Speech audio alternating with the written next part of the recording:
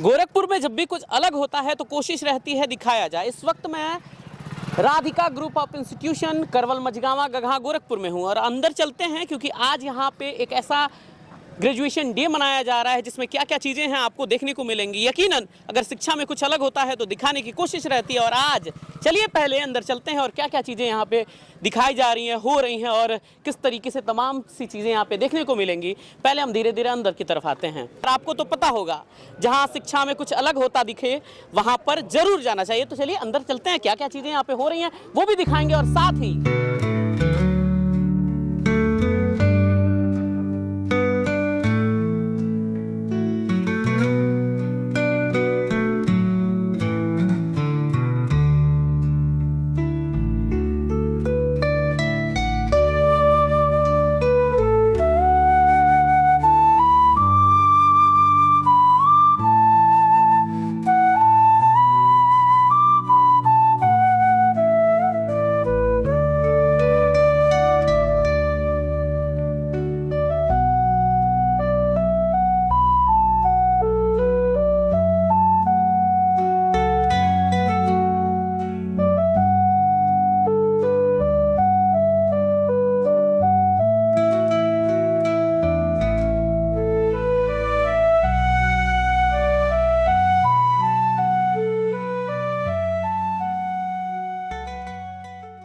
शिक्षा की अलग जगाने के लिए हमेशा से राधिका महाविद्यालय जाना जाता रहा है। यकीनन यहाँ के टीचर से लेके यहाँ के तमाम अपने स्टाफ भी कहीं ना कहीं शिक्षा का प्रसार अपने अपने तरीके से करते हैं। लेकिन सबसे बड़ी चीज है कि आज जिस सर से बातचीत हो रही है, हमने तमाम टीचर्स के बयान आपको सुनाए, बातचीत उनसे सुनाई, लेकिन एक ऐसे शख्स है जिनके बारे में हम बहुत सारे लोग बात करते हैं। सर सबसे पहले न्यूज दस्तक पे बहुत बहुत स्वागत। मैं आपसे बस इतना सवाल पूछना चाहता हूँ कि किस तरीके से आज की क्या तैयारियां थी।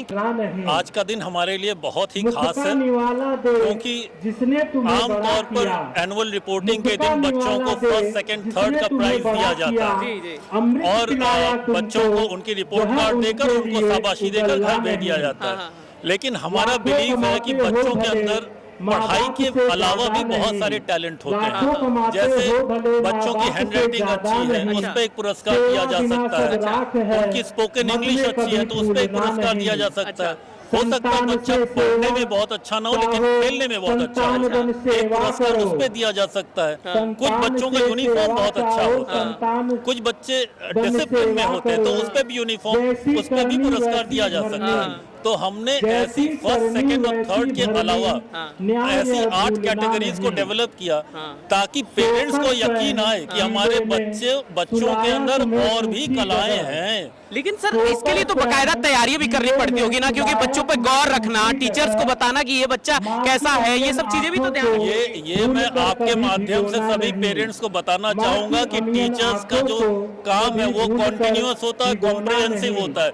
ये साल भर हम नोट करते हैं कि कौन सा बच्चा किस परफॉर्मेंस में बेहतर कर रहा है, अकॉर्डिंगली फिर उसको हम लोग अवार्ड देते हैं। अच्छा, एक चीज और भी मुझे पूछनी है, आप लोगों के लिए कितना टफ रहता है क्योंकि ग्रामीण क्षेत्र में एक विद्यालय होना, बाकी बहुत सारे स्कूल खुले हैं, चौराहे चौराहे पे अलग अलग स्कूल्स हैं, लेकिन राधिका महाविद्यालय के लिए यहाँ ग्रामीण क्षेत्र में होना कितना टफ है आपके लिए? नहीं, कोई टफ नहीं है। बच्चा तो बच्चा होता है, हमें बच्चा कच्ची मिट्टी की तरह से है, उसे हमें सिखाना हम सिखाएंगे। टफ कुछ नहीं है, जितना यहाँ टफ है उतना ही किसी शहर में भी टफ है। अदरवाइज एज अ टीचर हमें हर बच्चे को ग्रूम करना है, हम ग्रूम कर रहे हैं, टफ जैसा कुछ भी। सर मैंने अभी थोड़ी देर पहले सुना कि जिस तरीके से यहाँ के बच्चे नेशनल तक खेल चुके हैं, ये बहुत गर्व की बात है खासकर इस क्षेत्र के लिए। क्या कहना चाहेंगे उस विषय पे?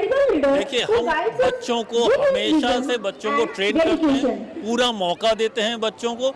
जो गेम खेलना चाहते हैं वो गेम खेलते हैं, पढ़ाई भी करते हैं और बच्चों को पूरा मौका देते हैं। उनको डिस्ट्रिक्ट और सिटी लेवल पे, डिस्ट्रिक्ट लेवल पे, सब लेवल पे बच्चों को मौका देते हैं। हमारे टीचर्स ले, आई एम जस्ट कमिंग, ठीक है।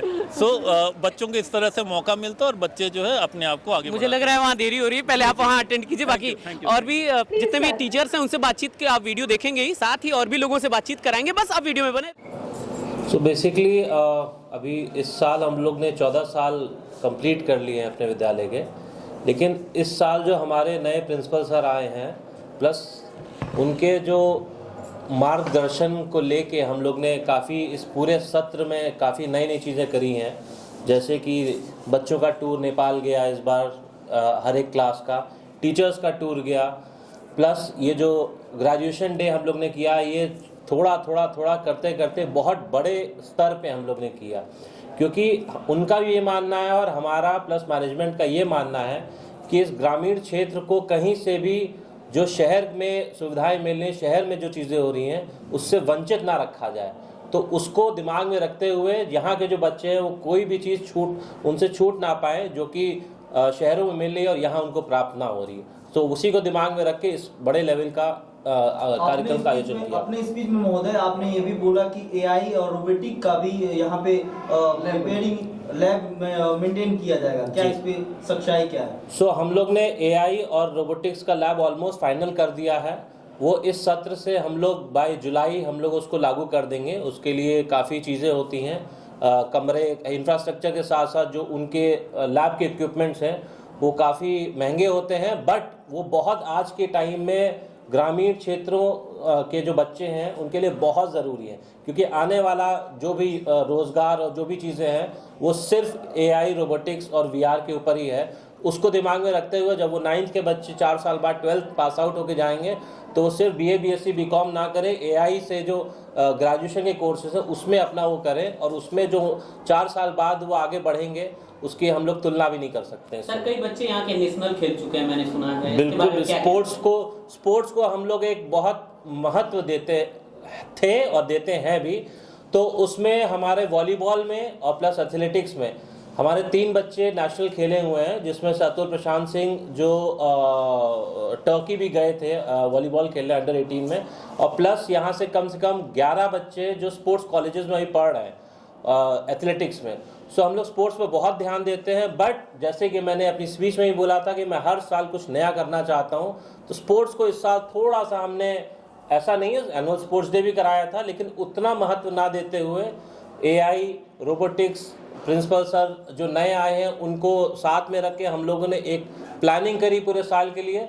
1 साल तो समझने में लग जाता है, तो 1 साल वहाँ लगा। अब इस साल जो चीज़ें प्लानिंग हैं उसको हम लोग ज़मीन पे लेके आएंगे और वो आप लोग को दिखेगा। प्लेवे को लेकर के आपने अभी अपने उद्बोधन दौरान कहा था, लेकिन प्लेवे जैसे जनरली सारे स्कूलों में बच्चों के प्लेवे की स्टार्टिंग की जाती है, क्या कुछ डिफरेंट अदर के ये में आपको यहाँ मिला? तो प्लेवे एक ऐसा वो है जो कि फाउंडेशन है हर एक बच्चे के लिए।